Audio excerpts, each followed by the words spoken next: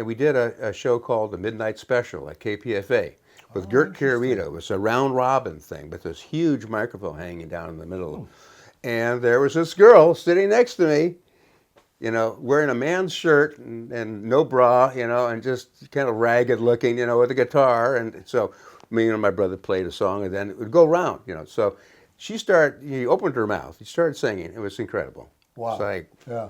Whoa. Yeah. Where did this girl come from? Interesting. Texas. Yeah. She came from so Texas. had she just moved out? She had moved out, and I think that was probably, I want to say, 63. And I could be wrong. I can be wrong on these dates, but 63, 64, she was in the Berkeley area. And that, I think that for a while, too, she went down to Venice, I think in New York. And my brother got a hold of her, and because we played another gig with a paying gig with her at the Coffee Gallery. And she didn't need a microphone. I mean, she was, whew, she was incredible. Incredible singer, big voice. Now, did Chet Helms have anything to do with He brought her out. He brought her out. He's the first guy that brought her out. I heard that. Yeah. He brought her out here. So then but my brother booked her at the San Francisco State Folk Music Festival. She didn't show up. When the band started getting together, getting to Big Brother stuff, Chet mentioned her. You know, and when he said, well, you know, because we started looking for female vocalists, we actually auditioned several. We started playing a jam session that Chet had organized. It was Wednesday nights in the summer of '65. There was like little podium kind of things in the downstairs basement area. It was a beautiful room. It had been like a ballroom for this family. It was all, you know, beautiful maple flooring and redwood siding. And so we played there on Wednesday nights as like the house band.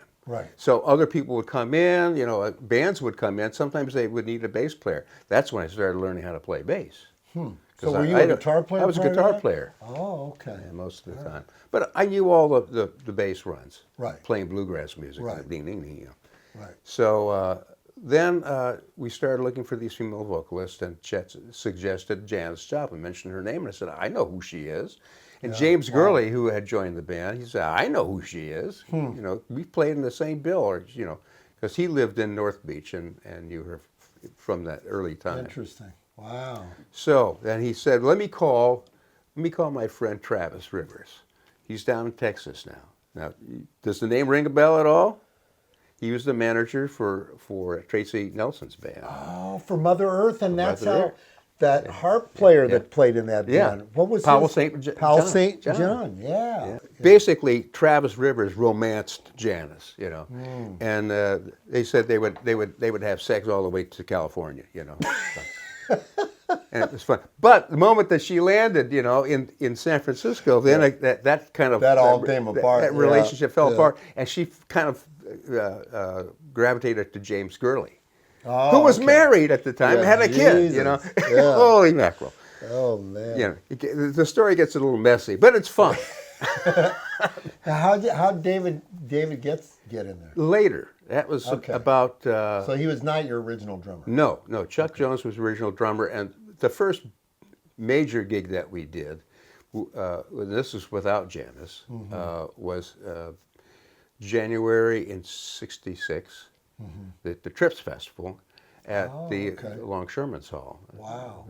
By the Fisherman's Wharf. And was that Kesey's deal? Yeah, Kesey was involved, but it's actually 4 or 5 different entities that were involved in it. The Psychedelic Shop people, the Thalen brothers, were involved in it. How close were you guys to the airplane? Were you guys pretty close? Pretty close.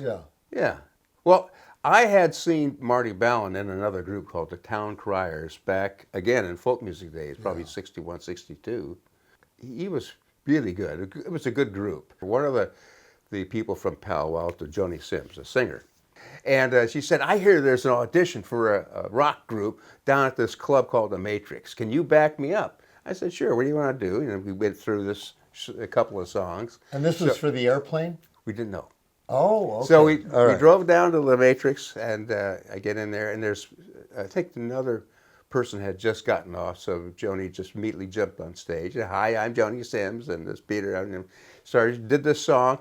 It was like we playing to nobody, except for a figure that was very dark and shadowy and way in the back of the room. I couldn't see. Is that Marty Bellin? And it happened to be Marty Bellin. Okay. So after we did our thing, we went back there, and Joni, of course, was very brash. Well, how'd you like that, huh, Sonny? You know, and I said, oh, it's Marty.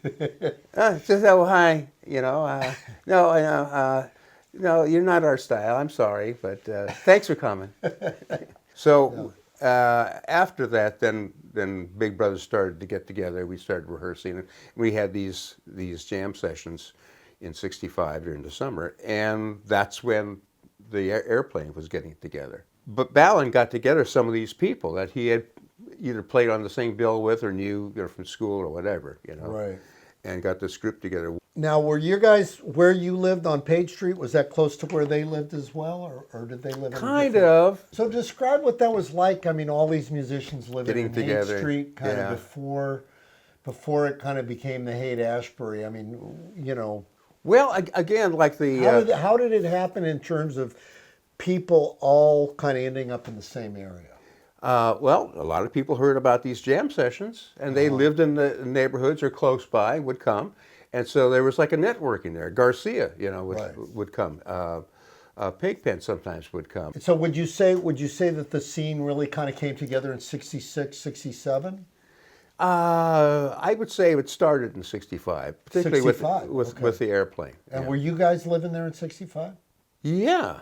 Yeah, okay. Yeah, I was living at 1090 Page Street. Did you guys all end up living in the same house at one point? Not in the Haight-Ashbury. We actually rented a place in Lagunitas in Marin County.